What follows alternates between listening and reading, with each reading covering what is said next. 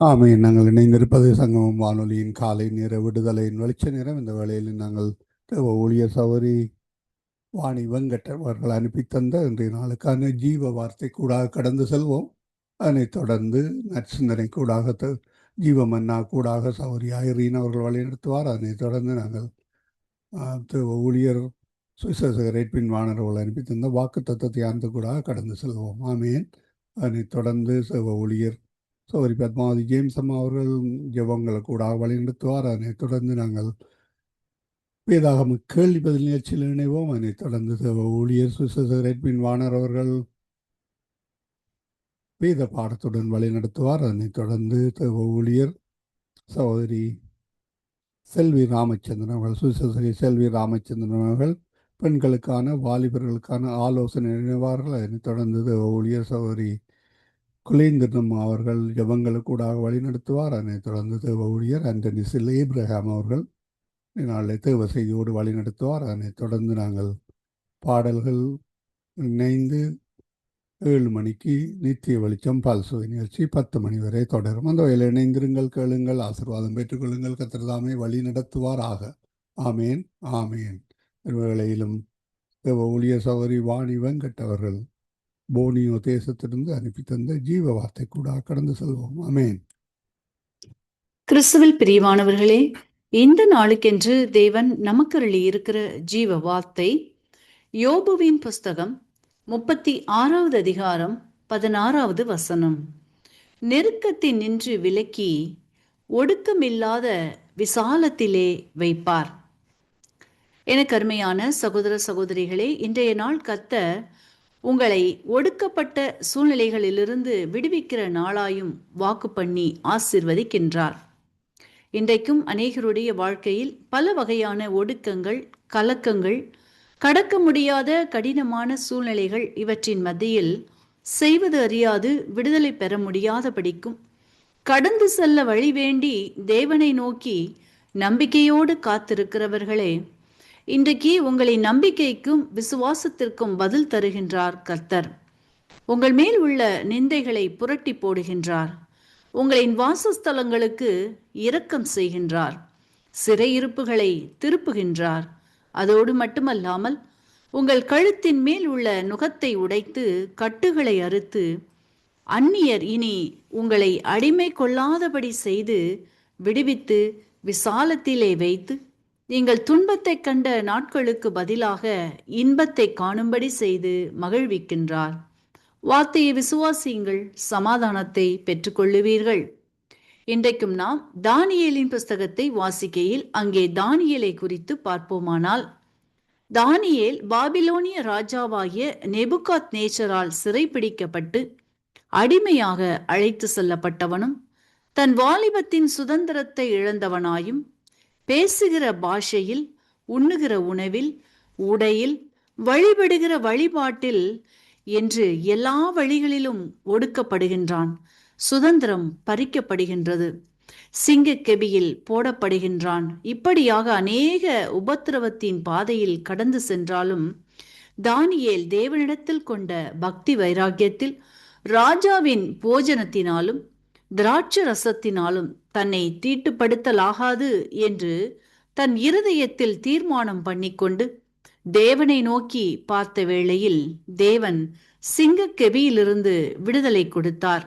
மேலும் தானியேலை பாபிலோன் அரண்மனையில் பெரியவனாக்கி சிறந்த வெகுமதிகளை கொடுத்து மாகாண முழுமைக்கும் அதிபதியாக்கி சகல ஞானிகளின் மேலும் பிரதான அதிகாரியாக நியமித்து உயர்த்தி ஆசிர்வதிக்கிறதை நாம் வாசித்து அறிகின்றோம். என கருமையானவர்களே, இன்றைக்கும் நீங்களும் கூட போய்கொண்டிருக்கிற பாதைகள் எல்லா பக்கமும் ஒடுக்கப்பட்டதாகவும் கதவுகள் திறக்கப்படாமலும் சுதந்திரமற்றதாகவும் சிங்கக்கெபியின் அனுபவமாகவும் கூட இருக்கலாம்.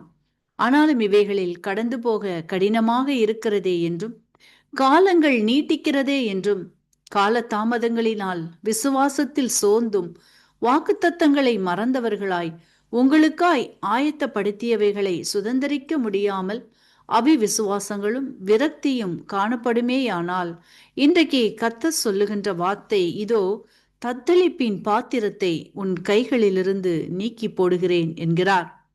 அதோடு மட்டுமல்லாமல் உங்களின் சூழ்நிலைகள் கர்ஜிக்கிற சிங்கத்தின் கூட்டமாய் இருந்தாலும் கர்த்தர் உங்களுக்காய் உங்களை சேதப்படுத்தாதபடிக்கு கர்ச்சிப்புகளை அடக்கி போடுகின்றார்.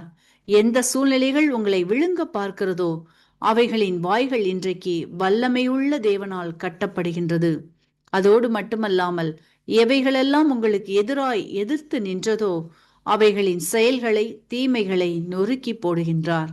என கருமையானவர்களே, இன்றைக்கும் நீங்கள் கடந்து போகின்ற சூழ்நிலைகள் எதிராக இருந்தாலும் நீங்கள் ஆராதிக்கின்ற தேவன் பெரியவராய் அவற்றிலிருந்து உங்களை தப்புவிக்க வல்லவராய் இருக்கிறார் என்பதை விசுவாசியுங்கள். அற்புதங்களை காண்பீர்கள், ஆசிர்வதிக்கப்படுவீர்கள். நெருக்கத்தினின்று விலக்கி ஒடுக்கமில்லாத விசாலத்திலே வைப்பார். ஆமேன்.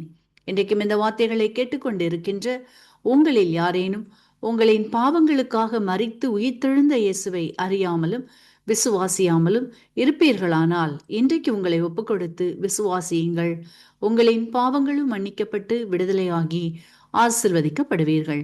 இந்த வார்த்தைகள் மூலமாக கர்த்தர் இன்று உங்களை ஆசீர்வதிப்பாராக. கிறிஸ்துவுக்குள் பிரியமான சங்கமம் தமிழ் கிறிஸ்தவ வானொலி நேயர்களுக்கு அன்பின் வாழ்த்துக்கள். இன்றைய மன்னா. அன்றியும் அவருடைய தீர்மானத்தின்படி அழைக்கப்பட்டவர்களாய் தேவனிடத்தில் அன்பு கூறுகிறவர்களுக்கு சகலமும் நன்மைக்கு ஏதுவாக நடக்கிறது என்று அறிந்திருக்கிறோம். ரோமர் 8:28. பிரியமானவர்களே, இன்று இந்த மன்னாவை நீங்கள் கேட்கின்றவர்களா? நிச்சயம் தேவன் உங்களோடு ஏதோ ஒரு காரியம் பேசும்படியாகவே நீங்கள் வழி நடத்தப்படுகின்றீர்கள் என்பதை இந்நேரம் உணர்ந்து கொண்டு செய்திக்கு போவோம். இந்த உலகத்தில் போராட்டம் இல்லாத யாருமே இல்லை. ஆதி மனிதனில் இருந்து ஒரே போராட்டம் தான். ஆனால் மனுஷருக்கு நேரிடுகிற சோதனையே அல்லாமல் வேறே சோதனை உங்களுக்கு நேரிடவில்லை. தேவன் உண்மையுள்ளவராய் இருக்கின்றார். உங்கள் திராணிக்கு மேலாக நீங்கள் சோதிக்கப்படுவதற்கு அவர் இடம் கொடாமல் சோதனையை தாங்கத்தக்கதாக சோதனையோடு கூட அதற்கு தப்பிக்கொள்ளும்படியான போக்கையும் உண்டாக்குவார். ஆதாம் ஏவாளின் கீழ்ப்படியாமையின் போது பிதாவாகிய தேவன் அவர்களுக்கு பின்னால் அவர்களின் சந்ததிகளை மீட்டுக் கொள்ள ஒரு வழியை உண்டு பண்ணுவதை ஆதி ஆமத்திலேயே வாசிக்கின்றோம். இயேசு வந்து மனுக்குலத்திற்கு விடுதலை கொடுப்பார் என்பதை மிகவும் உறுதியாக சொல்கின்றார். ஆகவே தேவனின் சிருஷ்டிகளாகிய நாம் இன்று உற்சாகப்படுவோம். நாங்கள் முகம் கொடுத்து கொண்டிருக்கும் எந்த ஒரு இன்னல்கள், போராட்டம், பலவீனமாக இருந்தாலும் இந்த நிமிடமே எமது அப்பாவின் பாதத்திற்கு சோதனையின்றி சாட்சி இல்லை, எங்களுக்கு பதில் வேண்டும் என காத்திருக்க தேவையில்லை. அவரே எமக்கு பதிலாக இருக்கின்றார். இன்று நீங்கள் கேட்க போகிற ஜெபத்துடன் ஒரு மனப்பட்டு ஜெபிக்கும் போதே அற்புதத்தையும் விடுதலையும் சுதந்திரித்துக் கொள்வீர்கள். கர்த்தர் தாமே இந்த வார்த்தைகளை கொண்டு நிறைவாய் ஆசீர்வதிப்பாராக. ஆமேன். God bless you.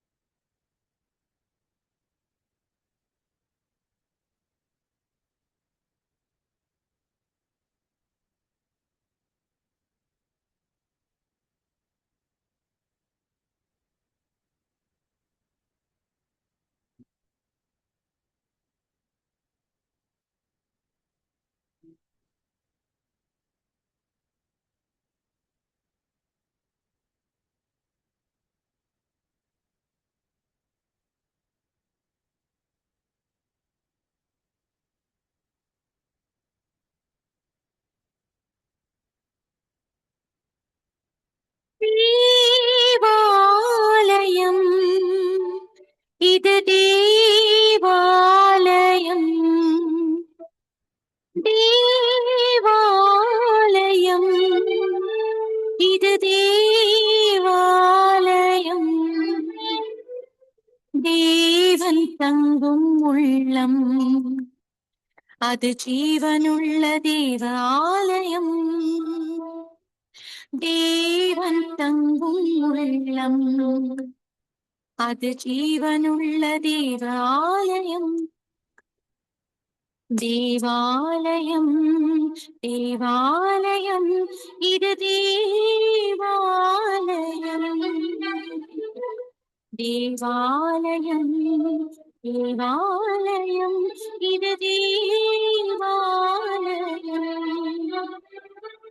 தேவாலயம் இது தேவாலயம்.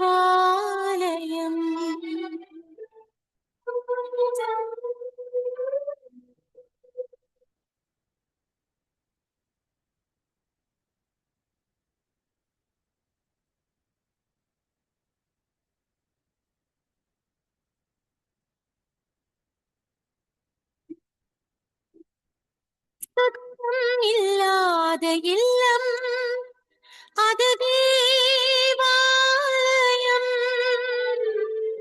அசத்தம் இல்லாத இல்லம் அது தேவாலயம். பரிசுத்தம் நிறைந்த உள்ளம் அது தேவாலயம். பரிசுத்தம் நிறைந்த உள்ளம் அது தேவாலயம். தேவாலயம் 9ஆம் தேதி ஜூலை மாதம் 2026ஆம் ஆண்டு வியாழக்கிழமை இந்த காலை வேளையிலும் ஆண்டவருடைய வார்த்தை இந்த நாட்களிலே இப்படியாக சொல்லுகிறது. சங்கீதம் 37வது அதிகாரம் 27வது வசனம், தீமையை விட்டு விலகி நன்மை செய், என்றென்றைக்கும் நிலைத்திருப்பாய் என்று கர்த்தருடைய வார்த்தை இந்த நாட்களிலே சொல்லுகிறதை பார்க்கிறோம். இந்த நாளிலும் கர்த்தருடைய வார்த்தை இந்த நாட்களில் நமக்கு இப்படியாக சொல்லுகிறது. நாங்கள் செய்யக்கூடிய ஒரு காரியம், தீமையை விட்டு விலகி நன்மையை செய், என்றென்றைக்கும் நிலைத்திருப்பாய் என்று ஆண்டவருடைய வார்த்தை இந்த நாட்களிலே சொல்லுகிறதை பார்க்கிறோம்.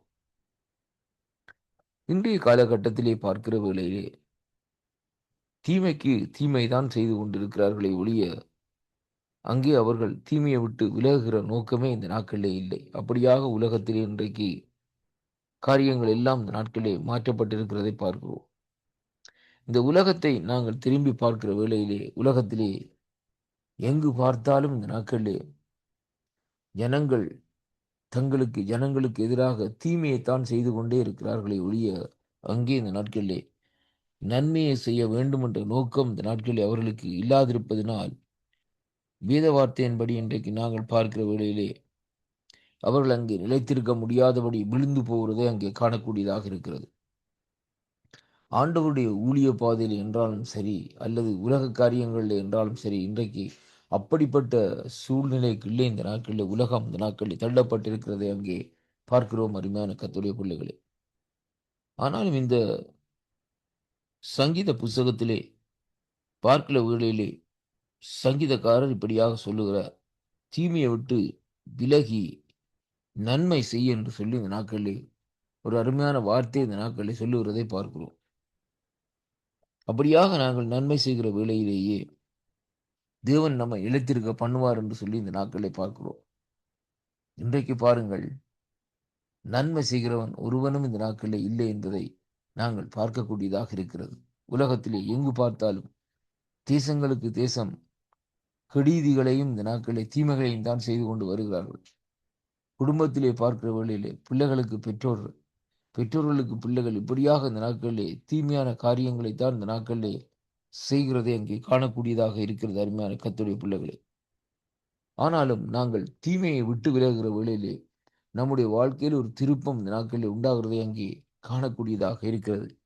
அதை குறித்து தான் இங்கே சங்கீத புஸ்தகத்திலே இப்படியாக நாங்கள் வாசிக்கக்கூடியதாக இருக்கிறது.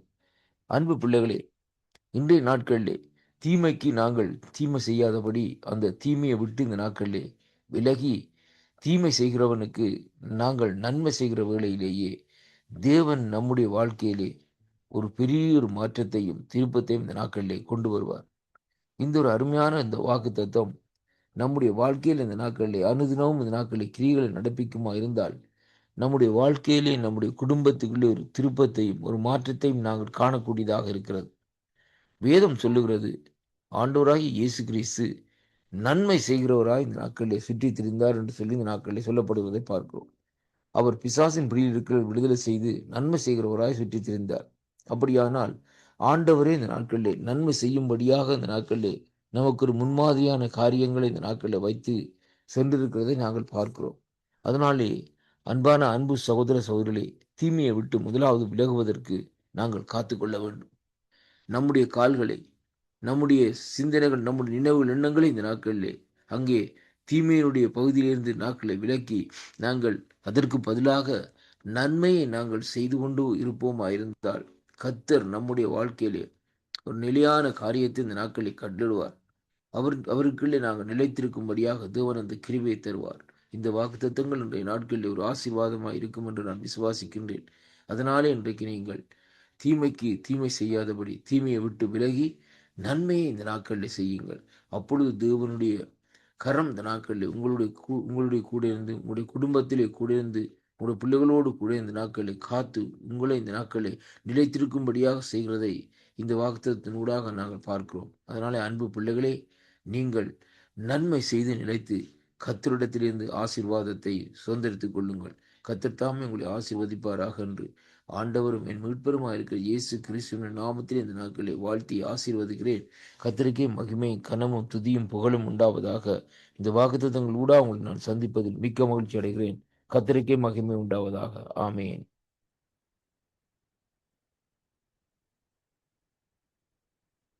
தேவாலயம், இது தேவாலயம், தேவாலயம், தேவாலயம், இது தேவாலயம்,